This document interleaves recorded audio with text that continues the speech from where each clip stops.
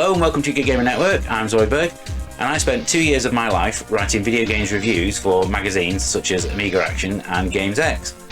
This is the re-review, where I'm going to re-examine all of the games that I played during this time, by taking one of them, replaying it, and seeing if I agree with my original opinion. In this episode, I'm going to be taking a new look at First Samurai, developed by Vivid Image Design and published by Mirrorsoft under their ImageWorks label in 1991.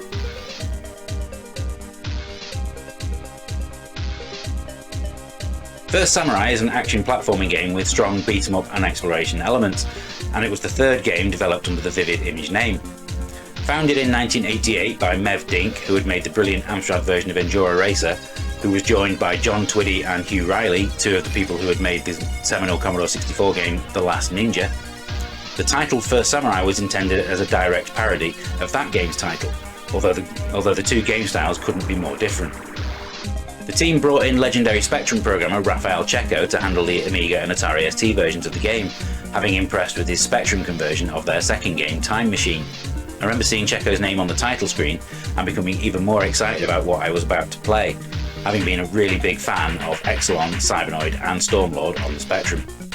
You can read behind-the-scenes stories about the game's development in Mev Dink's excellent book Life is a Game, which is a recommended read for anyone who has got an interest in retro gaming, with lots of insights into what it was like to be a games developer in the 1990s. Following Mirrorsoft's closure, Second Samurai was published by Psygnosis, and this introduced a cooperative two-player mode as well as a number of refinements to the gameplay. Vivid Image's only other major release was a game called Street Racer, which was excellent on the SNES and PlayStation, but disappointing on the Amiga, despite being technically very impressive. Let's check out my original review of First Samurai and see what I thought of it on original release. Issue 31 of Games X hit newsagents in November 1991, and my First Samurai review was gifted a 2-page spread as the biggest game of the week. Other games reviewed in this issue included 4D Sports Boxing, Leisure Suit Larry 5 and Police Quest 3. I awarded First Samurai 5 X's out of 5, earning it an X-rated stamp. Gameplay and lastability were both awarded 18 out of 20, while presentation earned a whopping 19 out of 20. As these scores suggest, I was full of praise for all elements of the game's graphics and sound. I was particularly impressed with how smooth the character animation was and how appealing the environments were, but it was the sound that really stood out the most. The main highlight is when you open a chest or food basket.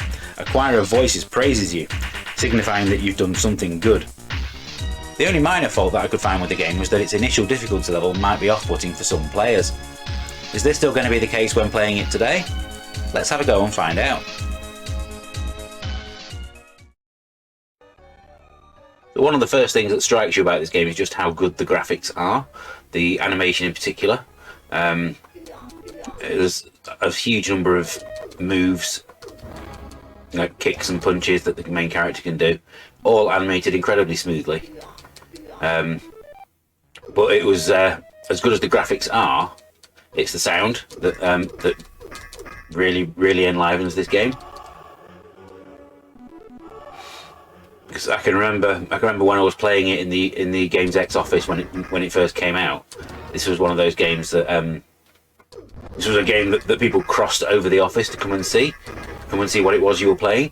And we shared offices with Amiga Action and ST Action at the same time. And the only other game that I can remember having that kind of effect was the Bitmap Brothers Gods. That was released around the same time. It was a little bit earlier than this. There was that little chorus of hallelujah every time you open a chest or a fruit basket, and it just it never ceases to raise a smile.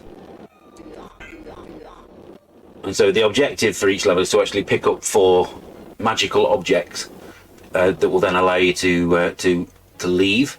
And on this opening level, those magical objects are these logs. So it's the locating of these that proves to be what you're actually supposed to be doing. The levels are not simple get from beginning to end. Now what I'm going to do here is I'm going to leave. If you can see just down to my left there is one of the little daggers on the floor that you can pick up and throw. I'm going to leave that there because I'm going to need those later on. because of the nature of the game, this is actually one of those games that it was clearly designed with a joystick in mind rather than the joypad that I'm using. And if you did actually play the SNES version of this game back in the day, which is actually a very different game to this one. I mean, yes, it's still a platform game and looks very similar, but the level layouts are completely different, how it plays is completely different, and in my opinion, it's just nowhere near as good. You could certainly argue that this opening level is a little bit too big. I mean, unless you read the manual for the game, you wouldn't actually know that what you were meant to be doing was collecting 4 items, and so you could get completely lost and really have no idea where you're supposed to be going, and you could actually end up in a place that you actually can't get past and wonder what you're supposed to be doing, and that does kind of ruin your enjoyment of the game a little. Of course, the one advantage of playing this on the A500 Mini is that I have actually I've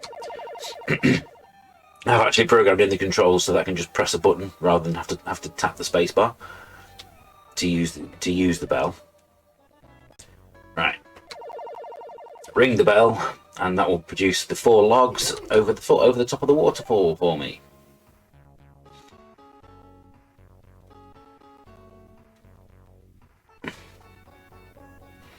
And then if I proceed slightly further to the right here, there will be the boss fight. And the boss fight is, let's be honest here, not very good.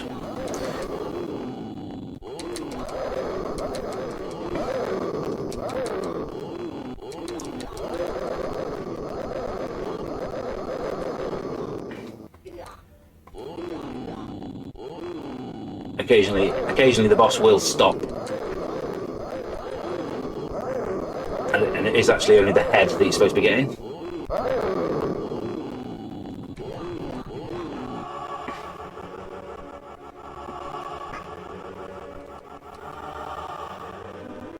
Now, unfortunately, this means that I'm starting level 2 with no health. Or, well, with only 1 life, sorry. But this is all very, very 1990s level design, in that it doesn't tell you anything.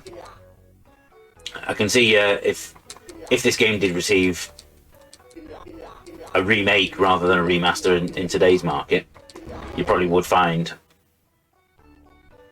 that it would now have little arrows telling you where to go.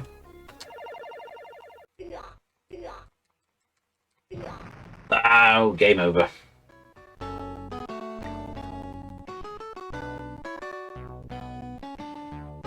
So yeah, so game over. So that was a quick playthrough of First Samurai. I think that it's still a great game. I mean, it could do with a few more little things helping you along.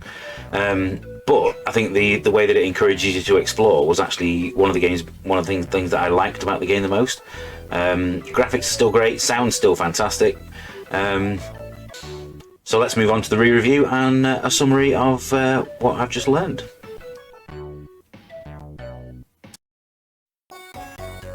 You may have worked this out already, but I still really like the First Samurai. As far as platforming beat-em-ups go, only Hudson's Yo-Jo comes close to it in terms of quality, and it's certainly a vastly superior game to the version released on the SNES 2 years later. It's a highly polished game all round. The top drawer animation and great use of colour draw you in, as does the imaginative use of sound. But great presentation can only get you so far, and thankfully the gameplay is just as brilliant too. There's a surprisingly large amount of fighting moves at your disposal, and yet the controls never feel unwieldy, especially if you're using a joystick. You can kick, slash your sword and jump around the levels really easily, and there's always a great sense of discovery whenever you stumble upon a new area or secret. A few modern sensibilities would probably have worked in the game's favour, such as an in-game map or waypoint arrows, and a smaller opening level to ease you in would have been nice also. The only thing dragging the side down are the disappointing boss fights, which are frankly pretty bad, but thankfully they're short and easy enough to not ruin the entire game. Ultimately, this game is still good enough to have placed at number 31 on my recently published list of the top 100 games to add to your A500 Mini. It's still a must-play for anybody who likes a good platform game, and it would easily receive an 8 or a 9 out of 10 if I reviewed it today. Thank you for watching this re-review. If you've liked what I've had to say, then why not check out the playlist for more, and then make sure you don't miss out on the next episode by liking, subscribing and ringing the notification bell. We'll be incredibly grateful for your support.